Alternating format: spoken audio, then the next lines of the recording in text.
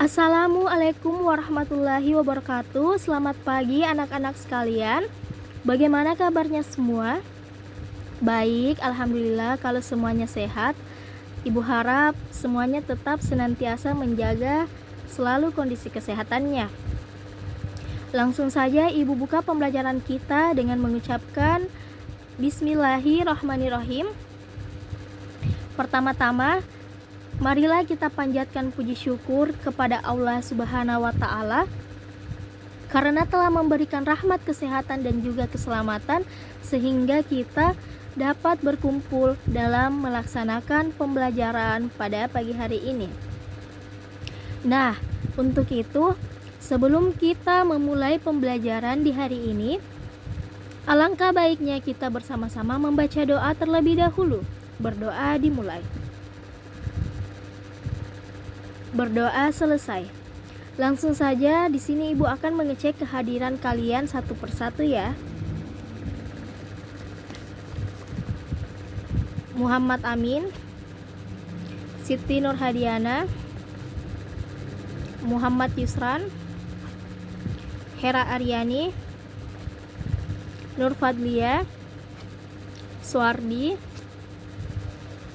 Alhamdulillah semuanya telah hadir tanpa ada yang alfa, dan alhamdulillah tidak ada yang izin sakit juga. Pada pertemuan kali ini, ibu akan membawakan materi terkait pembelajaran karya ilmiah. Untuk itu, ibu akan menyampaikan terlebih dahulu kepada siswa sekalian mengenai apa tujuan dan juga manfaat mengapa kita harus belajar karya ilmiah. Adapun tujuan penulisan karya ilmiah di sini yaitu untuk sebagai wahana agar melatih ide tersurat atau hasil penelitian dalam bentuk karya ilmiah yang sistematis dan metodologis. Makalah ilmiah yang telah ditulis itu diharapkan menjadi wahana transformasi pengetahuan antara sekolah dan juga masyarakat. Selanjutnya dapat menumbuhkan etos ilmiah di kalangan mahasiswa sehingga tidak hanya menjadi konsumen ilmu pengetahuan tetapi juga mampu menjadi penghasil ataupun produsen pemikiran dan karya tulis dalam bidang ilmu pengetahuan, terutama setelah penyelesaian studinya. Selanjutnya, manfaatnya yaitu membuktikan pengetahuan dan potensi ilmiah yang dimiliki oleh siswa dalam menghadapi dan memecahkan masalah dalam bentuk karya ilmiah yang bersangkutan setelah mendapatkan pengetahuan dan dapat melatih keterampilan dasar untuk melanjutkan penelitian yang akan dilakukan.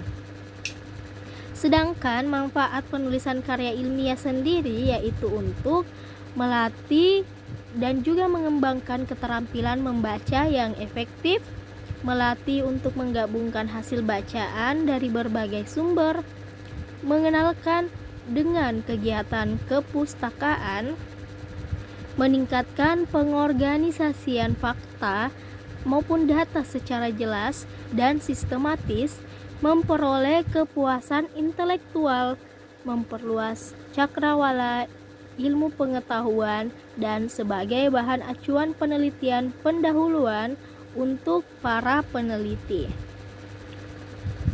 Itulah tadi manfaat dan tujuannya. Langsung saja di sini ibu akan membawakan materi mengenai karya ilmiah yang akan ibu jelaskan lebih mendalam lagi. Sebelumnya, ibu akan menyampaikan tujuan pembelajaran kita pada hari ini, yaitu diharapkan peserta didik dapat mengidentifikasi dan juga merancang informasi, tujuan, dan esensi karya ilmiah dengan rasa ingin tahu, tanggung jawab, dan komunikatif selama proses pembelajaran. Agar semua siswa dapat mampu memahami pembelajaran yang akan kita pelajari pada pagi hari ini, maka di sini ibu akan menjelaskan tentang materi pembelajaran kita terkait yaitu yang pertama pengertian karya ilmiah, kedua jenis-jenis karya ilmiah, ketiga struktur karya ilmiah, keempat, ciri-ciri karya ilmiah, dan selanjutnya contoh dari karya ilmiah. Silakan semua siswa memperhatikan dengan baik materi yang akan Ibu ajarkan. Langsung saja di sini Ibu akan menjelaskan pengertian dari karya ilmiah. Karya ilmiah atau tulisan ilmiah adalah tulisan yang berisi tentang fenomena atau peristiwa yang ditulis berdasarkan kenyataan, bukan fiksi. Misalnya, tulisan tentang ilmu pengetahuan alam sekitar, teknologi, dan seni yang diperoleh melalui studi kepustakaan, penelitian, ataupun pengalaman di lapangan, serta pengetahuan orang lain sebelumnya. Karya ilmiah di sini dapat ditulis dalam berbagai bentuk penyajian. Setiap bentuk itu berbeda-beda dalam hal kelengkapan strukturnya. Yang kedua, jenis-jenis karya ilmiah. Secara umum, bentuk penyajian karya ilmiah terbagi ke dalam 3 jenis, yaitu bentuk populer, bentuk semi-formal, dan juga bentuk formal. Adapun bentuk populer di sini yaitu karya ilmiah bentuk ini yang disebut karya ilmiah populer, bentuknya manasuka. Karya ilmiah bentuk ini bisa diungkapkan dalam bentuk karya ringkas. Ragam bahasanya bersifat santai, populer, dan karya ilmiah populer umumnya dijumpai dalam media massa seperti koran ataupun majalah. Istilah populer digunakan untuk menyatakan topik yang akrab, menyenangkan bagi populus rakyat atau disukai oleh sebagian besar orang karena gayanya yang menarik dan bahasanya mudah dipahami. Kalimat-kalimatnya sederhana, lancar, namun tidak berupa sendak gurau dan tidak pula bersifat fantasi ataupun rekaan. Nah, yang kedua, bentuk semi-formal. Secara garis besar, karya ilmiah bentuk ini terdiri atas halaman judul, kata pengantar, daftar isi, pendahuluan, pembahasan, simpulan, dan juga daftar pustaka. Bentuk karya ilmiah semacam itu umumnya digunakan dalam berbagai jenis laporan yang biasa dan seperti juga makalah. Nah, yang ketiga, bentuk formal. Dan karya ilmiah bentuk formal itu disusun dengan memenuhi unsur-unsur kelengkapan akademis secara lengkap seperti dalam skripsi, tesis, ataupun disertasi. Unsur-unsur karya ilmiah ini dibentuk formal meliputi hal-hal yaitu sebagai berikut, yang dimana ada judul, tim pembimbing, kata pengantar, abstrak, daftar isi, bab pendahuluan, bab telaah kepustakaan ataupun kerangka teoretis, bab metode penelitian, bab pembahasan hasil penelitian, bab simpulan dan rekomendasi, dan juga daftar pustaka, serta lampiran-lampiran dan juga riwayat hidup. Selanjutnya kita akan membahas struktur karya ilmiah. Beberapa bagian penting dari struktur karya ilmiah diuraikan sebagai berikut, yaitu judul. Judul di sini dalam karya ilmiah dirumuskan dalam satu frasa yang jelas dan juga lengkap. Judul mencerminkan hubungan antar variabel, dan istilah hubungan di sini tidak selalu mempunyai makna korelasional, kausalitas, ataupun determinatif. Judul juga mencerminkan dan konsistensi dengan ruang lingkup penelitian, tujuan penelitian, subjek penelitian, dan juga metode penelitian. Penulisan judul dapat dilakukan dengan 2 cara. Yang pertama, dengan menggunakan huruf kapital semua kecuali pada anak judulnya. Kedua, dengan menggunakan huruf-huruf kecil dengan huruf pertamanya. Apabila cara yang kedua yang akan digunakan, maka kata-kata penggabung seperti dengan, dan, tentang, serta kata-kata depan seperti di, dari, dan ke huruf pertamanya tidak boleh menggunakan huruf kapital. Dan di akhir judul tidak boleh menggunakan tanda baca apapun termasuk titik ataupun koma. Selanjutnya pendahuluan. Pada karya ilmiah formal, bagian pendahuluan mencakup latar belakang masalah, identifikasi masalah, pembatasan masalah, perumusan masalah, tujuan penelitian, dan manfaat atau kegunaan penelitian. Selain itu, dapat pula dilengkapi dengan definisi operasional dan sistematika penulisan seperti latar belakang masalah. Uraian pada latar belakang masalah ini dimaksudkan untuk menjelaskan alasan timbulnya masalah dan pentingnya untuk dibahas, baik itu dari segi pengembangan ilmu, kemasyarakatan, maupun dalam kaitannya dengan kehidupan pada umumnya. Selanjutnya, perumusan masalah. Masalah adalah segala sesuatu yang dianggap perlu pemecahan oleh penulis, yang pada umumnya ditanyakan dalam bentuk pertanyaan mengapa, bagaimana. Berangkat dari pertanyaan itulah, penulis menganggap perlu untuk melakukan langkah-langkah pemecahan, misalnya melalui penelitian. Masalah itu pula yang nantinya menjadi fokus pembahasan di dalam sebuah karya ilmiah. Nah, adapun di sini tujuannya. Tujuan dari penulisan karya ilmiah ini merupakan pernyataan mengenai fokus pembahasan di dalam penulisan. Berdasarkan masalah yang telah dirumuskan, dengan demikian tujuan harus sesuai dengan masalah pada karya ilmiah tersebut. Tentunya ada juga manfaat, dan perlu diyakinkan pula kepada pembaca tentang manfaat atau kegunaan dari penulisan karya ilmiah, misalnya untuk mengembangkan suatu bidang ilmu ataupun untuk pihak maupun lembaga-lembaga tertentu. Di sini ada juga kerangka teoritis yang disebut juga kajian pustaka atau teori landasan. Tercakup pula di dalamnya ini adalah pemikiran dan hipotesis. Kerangka ini mengkaji berbagai teori yang relevan serta diakhiri dengan pengajuan hipotesis. Di samping itu, dalam kerangka teoritis perlu dilakukan pengkajian terhadap penelitian-penelitian yang telah dilakukan para penulis sebelumnya. Langkah ini penting dilakukan guna menambah dan memperoleh wawasan ataupun juga pengetahuan yang baru yang telah ada sebelumnya. Di samping itu, kita akan mengaplikasikannya dan langkah ini juga memberikan perspektif yang lebih jelas mengenai hakikat dan kegunaan penelitian itu dalam perkembangan ilmu secara keseluruhan. Selanjutnya ada metodologi penelitian, yang dimana si penelitian ini perlu dicantumkan pula bagian yang disebut dengan metode penelitian, yang diartikan sebagai prosedur atau tahap-tahap penelitian, mulai dari persiapan, penentuan sumber data, pengolahan, sampai dengan pelaporannya. Setiap penelitian mempunyai metode penelitian masing-masing, yang pada umumnya bergantung pada tujuan penelitian itu sendiri. Adapun metode penelitian yang dimaksud misalnya sebagai berikut, yaitu metode deskriptif, yakni metode ini bertujuan hanya menggambarkan fakta secara apa adanya tanpa adanya perlakuan apapun, dan data yang dimaksud dapat berupa fakta yang bersifat kuantitatif, statistika, ataupun fakta kualitatif. Selanjutnya ada metode eksperimen, yakni metode yang bertujuan memperoleh gambaran atas suatu gejala setelah mendapatkan perlakuan.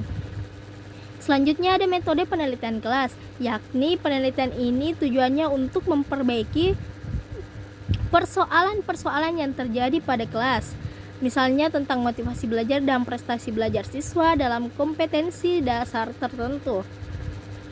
Selanjutnya ada simpulan dan saran, yang dimana simpulan merupakan pemaknaan kembali atau sebagai sintesis dari keseluruhan unsur penulisan karya ilmiah.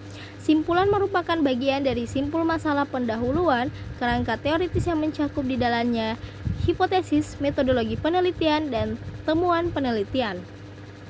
Simpulan merupakan kajian terpadu dengan meletakkan berbagai unsur penelitian secara menyeluruh. Oleh karena itu, perlu diuraikan kembali secara ringkas pernyataan pokok dari unsur di atas dengan meletakkannya ke dalam kerangka pikir yang mengarah kepada kesimpulan. Nah, berdasarkan pengertian tadi, seorang peneliti harus pula melihat berbagai implikasi yang ditimbulkan oleh simpulan penelitian. Implikasi tersebut umpamanya berupa pengembangan ilmu, pengetahuan, kegunaan yang bersifat praktis dalam penyusunan kebijakan.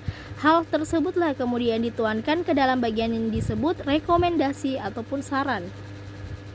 Selanjutnya di mana ada daftar pustaka yang memuat semua kepustakaan yang digunakan sebagai landasan dalam karya ilmiah yang terdapat dari sumber tertulis, baik itu yang berupa buku, artikel jurnal, dokumen resmi maupun sumber lain dari internet. Semua sumber tertulis ini atau yang tercetak ini dapat tercantum di dalam karya ilmiah dan harus dicantumkan di dalam daftar pustaka. Sebaliknya, sumber yang pernah dibaca oleh penulis tetapi tidak digunakan di dalam penulisan karya ilmiah itu tidak boleh dicantumkan di dalam daftar pustaka. Nah, karya ilmiah ini menyajikan masalah-masalah yang objektif dan faktual. Dengan ciri-ciri karya ilmiah tersebut ada sistematis, susunan teks itu teratur dengan pola yang baku, dimulai dengan pendahuluan dan diikuti dengan pembahasan serta diakhiri dengan kesimpulan.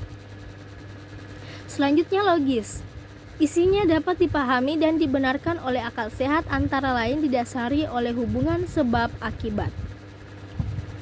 Selanjutnya ada objektif impersonal, pernyataan yang didasarkan pandangan umum dan tidak didasari pandangan pribadi penulisnya semata.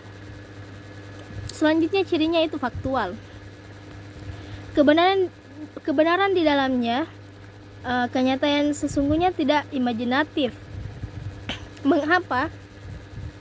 Karena karya ilmiah ini mengutamakan aspek rasionalitas dalam pembahasannya. Selanjutnya ciri-cirinya yaitu objektivitas dan kelengkapan data merupakan hal lain yang sangat penting guna membuktikan bahwa pembahasan itu merupakan sesuatu yang rasional. Dan penulis perlu data yang lengkap dengan tingkat kebenaran yang tidak terbantahkan untuk memperkuat pernyataan. Misalnya sastra klasik itu syarat dengan nilai-nilai moral. Nah, penulis itu perlu membuktikannya dengan data langsung dari karyanya itu sendiri, dengan didukung pula oleh pandangan-pandangan teori atau para ahli lain. Dan karya ilmiah di sini tidak selalu identik dengan karya hasil penelitian. Karya hasil penelitian itu merupakan salah satu jenis dari karya ilmiah. Apabila merujuk pada pengertian dan juga ciri-ciri yang telah Ibu jelaskan tadi, maka akan banyak sekali ragam tulisan yang berkategori karya ilmiah. Nah, di sini contoh karya ilmiah dapat berupa artikel, makalah, laporan skripsi, dan tulisan-tulisan sejenis lainnya. Nah, itulah tadi penjelasan dari Ibu mengenai materi yang kita pelajari pada hari ini. Sampai di sini, apakah siswa semua sudah paham ataukah ada yang ingin bertanya? Oh iya, silahkan. Oh iya, bagus sekali pertanyaannya. Cara menemukan ide karya tulis ilmiah yang menarik bagaimana? Untuk menemukan ide karya tulis ilmiah yang menarik, kita bisa gunakan dengan cara menjelajahi internet, membaca buku, berkonsultasi, memperhatikan keadaan lingkungan sekitar, berpikir kreatif dalam menghadapi masalah, tanamkan pola pikir yang tepat, teguhkan niat, dan bulatkan tekad, serta berpikiranlah yang terbuka. Apakah masih ada lagi yang ingin ditanyakan? Oh iya, baik, kalau sudah tidak ada lagi pertanyaan berarti Ibu anggap semuanya sudah paham. Berhubung salah satu temannya tadi menanyakan sebuah pertanyaan yang cukup bagus tentang bagaimana cara kita menemukan ide karya tulis ilmiah yang menarik, maka di sini Ibu akan memberikan tugas, yaitu membuat sebuah karya ilmiah dengan topik masalah yang kalian kuasai. Silahkan tentukan judulnya, pilihlah lalu susunlah karya ilmiah tersebut dengan langkah-langkah seperti mana yang telah Ibu jelaskan tadi. Silahkan membentuk sebuah kelompok dan silahkan masing-masing siswa menentukan kelompoknya sendiri, yang dimana kelompok di sini terdiri dari satu kelompok sebanyak 5 orang anggota. Serta silahkan setiap kelompok mendiskusikan, mengumpulkan informasi dan menyelesaikan tugas yang Ibu berikan tadi. Sebagai penutup pembelajaran kita pada hari ini, di sini Ibu akan memberi kesimpulan yang dimana materi kita yang tadi kita pelajari bahwa karya ilmiah ini merupakan suatu karya dalam bidang ilmu pengetahuan dan teknologi yang berbentuk ilmiah. Secara sederhananya dapat dinyatakan bahwa karya ilmiah merupakan pernyataan sikap ilmiah dari peneliti. Sekian yang Ibu dapat sampaikan, dan untuk itu Ibu harap semuanya tetap semangat belajar dan tetap selalu menjaga kesehatannya. Dengan ini Ibu akhiri pembelajaran kita pada hari ini dengan ucapan alhamdulillahirabbil alamin. Akhir kata, wassalamualaikum warahmatullahi wabarakatuh.